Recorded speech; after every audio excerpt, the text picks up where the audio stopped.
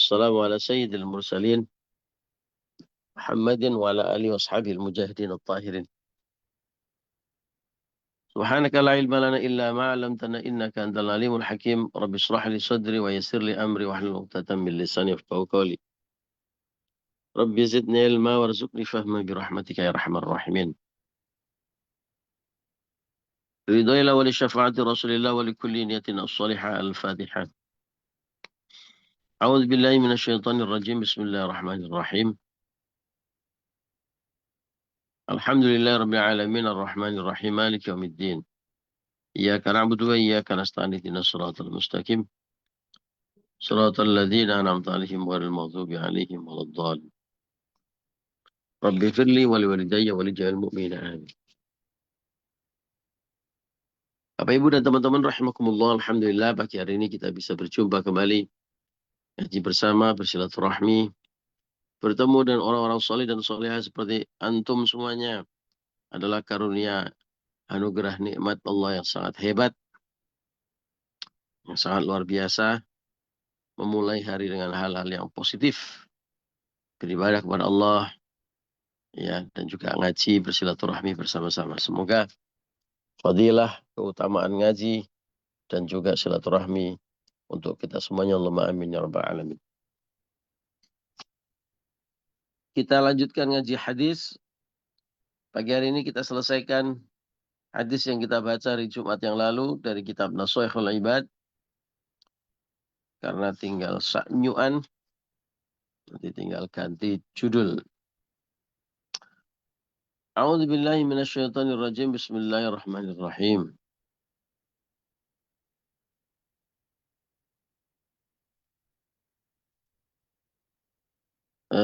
Dibaca dari awal. Mana?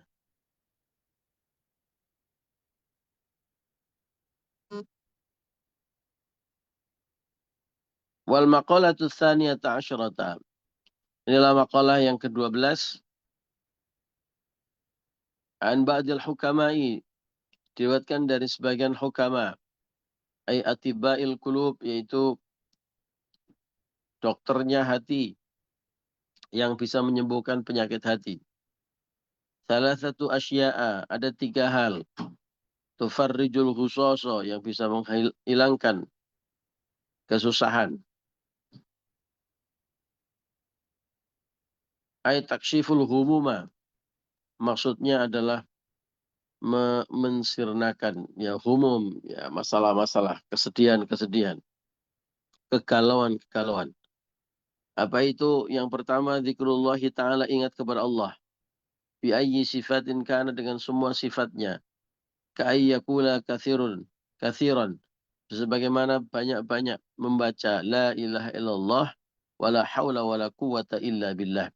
Banyak membaca la ilaha illallah wala haula wala quwata illa billah. Kalau banyak susah, banyak galau, ya, banyak kesedihan, bacalah la ilaha illallah wala haula wala quwata illa billah. Sudah kita jelaskan ya dalam beberapa pertemuan yang lalu. Kemudian yang kedua, kemarin kita jelaskan waliqa'u awliyaihi, berjumpa dengan wali-wali Allah. Siapa itu wali Allah atau kekasih Allah? Minal ulama, yaitu para ulama, wassalihin, dan orang-orang yang salih. Sudah kita jelaskan minggu lalu di hari Jumat. Nah, yang ketiga ini, yang bisa menyernakan kegalauan, apa itu? Nah, yang kita bahas pagi hari ini. Yang sudah atau yang sering galau, yang sering susah, ya gampang baperan, ya. Ini obatnya yang ketiga. Apa itu? Wa kalamul hukama'i, dan kalam atau nasihat-nasihat atau kalimat-kalimat dari hukama'i, yaitu orang-orang yang bijak. Orang-orang yang bijak bestari. Ayalladzi, yaitu orang-orang yang yadullu ala khairai dunya wal akhirah. Yaitu orang-orang yang akan menunjukkan, memberikan nasihat, ya, Nasihat atau petunjuk tentang apa? Tentang khairai dunya wal akhirat, tentang kebaikan atau kesuksesan dunia dan akhirat. Nah, orang-orang yang bisa memberikan nasihat tentang kebaikan dunia dan akhirat, itulah para hukama, kaum bijak bestari yang nasihatnya harus kita dengarkan. Ya, kalamnya harus kita perhatikan. Kalau kita udah membahas ya minggu lalu, orang itu mendengar, melihat, bergaul sehari-hari dengan orang yang omongannya jelek, tingkah lakunya jelek, maka bau busuknya bisa menular kita. Baru berdekatan saja. Seperti kita berdekatan dengan sampah seharian. Kita nggak nyentuh, ya, berdekatan saja seharian. Ya, itu badan kita ikut bau sampah. Kita berdekatan sama orang yang rokok. Ya, kita nggak ikut rokok, tapi badan kita ikut bau rokok. Sama dengan berdekatan dengan orang-orang yang negatif. Omongannya itu negatif, mengeluh terus, komplain terus, Mister Komplain. Ya, iri dengki terus isinya. Tangganya punya mobil baru, dia panas, lalu ngomong ke sana kemari. Ya. Hasad, iri dan dengki. Temannya baru aja promosi, wah kasak kusuk kemana-mana. Terus, pokoknya isinya orang itu negatif terus. Nah itu seperti orang yang rokok asapnya terus kemana-mana, atau seperti sampah yang aromanya terus menyebar kemana-mana, sehingga meskipun kita tidak menyentuh, meskipun kita tidak merokok, kita ikut bau. Tapi sebaliknya, kalau berdekatan dengan mata air yang jernih, berdekatan dengan sumber keharuman, ya, penjual parfum itu misalnya, ya, maka meskipun kita tidak pakai, kita ikut wangi seharian. Nah, itu sama dengan ini, dekat-dekat dengan orang yang alim, dekat orang yang soleh, dan dekat para hukama. Para hukama itu orang yang selalu positif. Ya, setiap ucapan dan perilakunya itu adalah ucapan dan perilaku orang-orang berjiwa besar, orang-orang hebat, ya, yang akhirnya akan meluber ke kita dan lingkungan sekitarnya, selalu mendapat inspirasi kebaikan agar kita sukses bukan hanya di dunia tapi juga di akhirat. Ya, ngomongnya positif terus, attitude atau sikap tingkah lakunya, merespon apa yang terjadi itu selalu dengan positif. Ya, bahkan ketika dizolimi orang, sikapnya masih tetap positif. Positif itu maksudnya apa? Diam saja dizolimi. Oh tidak. Ya, merespon dengan cara yang pas positif. Bagaimana? Misalnya, seperti kita bahas kemarin, ya, bagaimana respon positif ketika kita dizolimi? Kita ingatkan saudara kita yang menzolimi kita dengan cara hikmah atau dengan cara yang baik. Ya, jangan didiamkan. Karena mendiamkan kezoliman itu sama dengan pada level tertentu sikap permisif. Dan sikap permisif itu membuat kejahatan, kemungkaran, kezoliman itu terus merajalela. Ibarat kata kita punya teman, ya, orang itu masuk atau memilih jalan yang salah, di mana jalan yang salah itu akan membuat dia tersesat. Bukan hanya tersesat, dia nanti bisa masuk ke jurang. Nah, kalau kita punya teman atau saudara yang sangat kita cintai seperti itu, bagaimana? Kita diamkan saja. Oh tidak, pasti kita akan mengingatkan kan. Bu, itu jalannya salah bu, nanti jauh itu. Kalau kamu ke Bukit Tinggi bukan ke situ. Itu ke laut itu, bukan ke Bukit Tinggi. Misalnya begitu kan. Atau sudah ke arah Bukit Tinggi, tapi itu ke arah jurang itu, yang turun itu. Naik, ke atas naik. Nah itu kan. Apalagi orang yang kita cintai, saudara kita, keluarga kita, pasangan kita, anak kita. Pasti kita akan teriak kan, mengingatkan. Nah, itulah sikap kita terhadap orang yang berbuat kemungkaran. Ya, dengan segala macam cara kan, kita teriak-teriak. Oh, misalnya ada orang ini yang nyebrang rel kereta api. Padahal dari kejauhan sudah terlihat kereta apinya. Apa yang kita lakukan? Diam saja. Padahal orang yang kita cintai. Tidak kan? Oh, awas ada kereta. Gitu. Kita teriak-teriak gitu. Yang diteriakin itu nggak dengar. Atau pura-pura nggak dengar. Apa yang kita lakukan? Ada orang yang sangat berani. Ya, karena kereta semakin dekat, lompat. Dorong orang itu. Bahkan kadang-kadang orang yang mengingatkan itu harus mengorbankan dirinya sendiri. Demi keselamatan saudara kita. Ya itu kalau kita benar-benar mencintai, ya, menyayangi saudara kita, dan itulah kewajiban kita sesama muslim. Ya, apalagi kalau dia saudara dekat kita. Bahwa kemudian sudah diteriakin, diingetin, ya itu tetap saja ndablek, nggak mau dengar. Kita sudah berusaha semaksimal mungkin, ya, ya berarti sudah dia nggak mau diselamatkan. Itu aja, nggak usah baper kita, tenang aja, santai gitu ya. Udah diteriakin,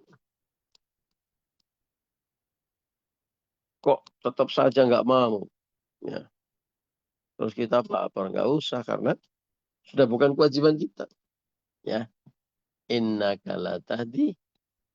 Kemarin kita doa ya man ahbabta. Engkau tidak pernah bisa memberikan petunjuk bahkan kepada orang-orang yang kau cintai. Siapa yang memberikan petunjuk? Allah semata-mata. Ya, itu filosofi orang yang mengingatkan saudara kita. Filosofi dari orang-orang yang sayang.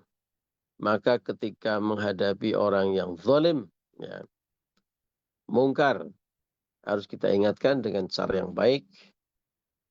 Tetapi kalau sudah diingatkan dengan cara baik yang terbaik yang bisa kita lakukan, ternyata tidak bisa, tidak mau, ya sudah, itu wilayahnya dia.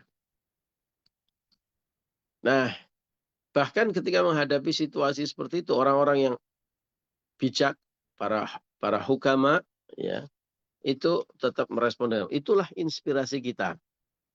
Itulah yang sahabat orang-orang yang harus kita dekati, di mana kita nanti mudah-mudahan akan ketularan. Ya, di mana-mana kita akan ketularan. Nah, itu para hukama. Dan itulah obat hati. Kalau Bapak Ibu galau, dengarlah nasihat-nasihat para hukama yang selalu positif, yang akan memberikan petunjuk, yang akan memberikan nasihat, yang memberikan inspirasi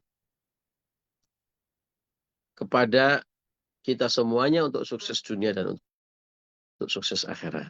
Nah, mudah-mudahan dengan mendengarkan, berdekat-dekat dengan mereka, kita jadi ketularan harumnya. Contoh-contoh kalimat para hukama banyak sekali. Ya, satu tentu kita kalau berdekatan dengan para hukama, insya Allah kita akan mendengarkan kalimat-kalimat nasihat, ya, dari mereka, dari beliau-beliau.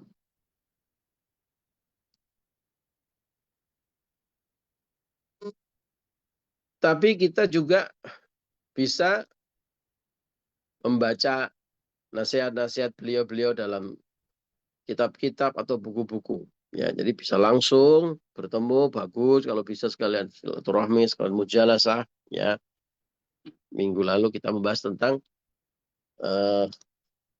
obat kegalauan itu. Yang kedua adalah liqau auliyaihi, atau bertemu dengan para wali-walinya. Nah, tapi juga bisa, ya kalau bertemu bagus, tapi kalau tidak bisa atau belum bisa, bisa membaca buku, mempelajari. Kalau zaman sekarang ada YouTube, ya YouTube-nya jangan lihat orang gosip saja terus, ya. Artis-artis, terus orang yang kelahi-kelahi, terus ya dengarkan juga nasihat-nasihat para hukama, para ulama, para eh, yang baca kitab, yang ngaji, atau kita juga bisa membaca sendiri. Ya. Nah, di antara kitab yang atau buku yang baik sekali yang saya rekomendasikan, kalau kita mau membaca kata-kata mutiara dari para ulama kita, itu diantaranya adalah kitab yang ditulis oleh Ibnu Athaillah Al-As-Sakandari. Kitabnya judulnya Al-Hikam. Ya, Ibnu Athaillah As-Sakandari, nama lengkapnya Ahmad Ibnu Muhammad Ibnu Athaillah As-Sakandari. Beliau tokoh tarikat dari Mesir. Nah, beliau menulis beberapa buku, beberapa kitab yang sangat populer. Salah satu yang paling populer namanya kitab Al-Hikam. Ya, aslinya bahasa Arab, tapi terjemahannya dalam bahasa Indonesia banyak. Ya, akan lebih bagus lagi kalau ngaji dari para guru-guru yang masyhur, tidak hanya membaca sendiri. Banyak lihat di YouTube itu, kajian kitab Al-Hikam. Oh, itu Masya Allah, lautan hikmah. Ya, lautan hikmah. Ibnu Athaillah ini seorang ulama tasawuf yang sangat dalam hal-hal hikmah seperti ini. Ya, salah satu kalimat mutiara dari beliau adalah misalnya, ya, beliau mengatakan sebaik-baik waktu yang engkau miliki adalah saat engkau menyadari kekuranganmu. Nah, dan karena itu engkau pun kembali mengakui kerendahanmu. Sebaik-baik waktu yang engkau miliki adalah saat engkau menyadari kekuranganmu. Betapa banyak orang yang, atau pada umumnya, orang itu yang selalu diingat adalah kehebatannya, kelebihannya,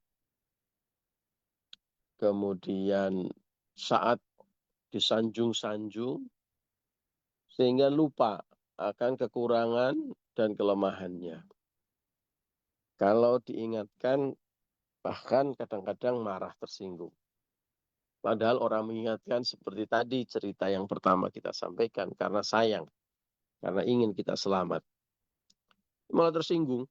Nah, sehingga karena diingatkan tersinggung, lama-lama orang nggak mau ngasih nasihat. Nggak mau mengingatkan lagi. Udah, jarno es. Lama-lama masuk ke jurang, karena kalau diingatkan nggak mau. Maka, kata Ibnu Athaillah, waktu terbaik yang kita miliki adalah waktu saat kita merenung, bermuhasabah, bisa menyadari kekurangan kita. Oh iya ya, saya itu kalau sama orang suka nggak sabar. Oh iya ya, saya sama anak-anak itu kurang waktu untuk bermesraan. Ya, quality time. Oh iya ya, saya dengan anak buah itu begini, begini, begini. Waduh, waktu bercermin atas kekurangan diri kita itu adalah waktu yang terhebat. Karena dengan itu, kita bisa mengakui kekurangan kita, kerendahan kita, kita bisa memperbaiki diri. Nah, orang kalau nggak bisa memperbaiki diri, lama-lama orang akan menjadi sombong. Ya, orang akan tidak sensitif dengan lingkungan sekitarnya, sakar PDW. Lama-lama ditinggal oleh lingkungan. Nah, dari itu, ini contoh kalimat hukama, mutiara, kalimat mutiara dari ulama kita, dari orang yang bijak. Bestari ya mengingatkan kepada kita. Yuk kita kita merenung, kita tafakur atas kekurangan-kekurangan kita. Sempatkan waktu sesaat setelah sholat, ya, kita bertafakur, kita merenung, kemudian kita istighfar dan kita berdoa kepada Allah. Mudah-mudahan kita termasuk orang-orang yang bisa menyadari kelemahan dan kekurangan kita, sehingga kita tidak sombong, sekaligus juga kita bisa memperbaiki diri. Amin ya rabbal alamin. Demikian Bapak Ibu ngaji kita hari ini. Tips untuk menghilangkan kesusahan, tips untuk menghilangkan kegalauan, banyak-banyaklah mendengar kalimat atau nasihat-nasihat dari para hukama. Nasihat secara langsung. Ya kalau zaman sekarang ada YouTube, dengarkan YouTube. Zaman sekarang ada buku, bisa baca buku. Atau kita ngaji dari para ustadz-ustadzah kita. Mudah-mudahan kita termasuk orang-orang yang mendapatkan petunjuk untuk bisa ngaji, untuk bisa mendengar kalimat para hukama, sehingga insya Allah jauhlah kegalauan dari diri kita. Allahumma amin ya rabbal alamin. Demikian Bapak Ibu ngaji kita pagi hari ini. Mohon maaf atas segala kekurangan dan kekhilafan. Wallahul muwaffiq ila aqwamit thoriq. Assalamualaikum warahmatullahi wabarakatuh. Waalaikumsalam warahmatullahi wabarakatuh. Assalamualaikum warahmatullahi wabarakatuh. Terima kasih Bapak Ibu.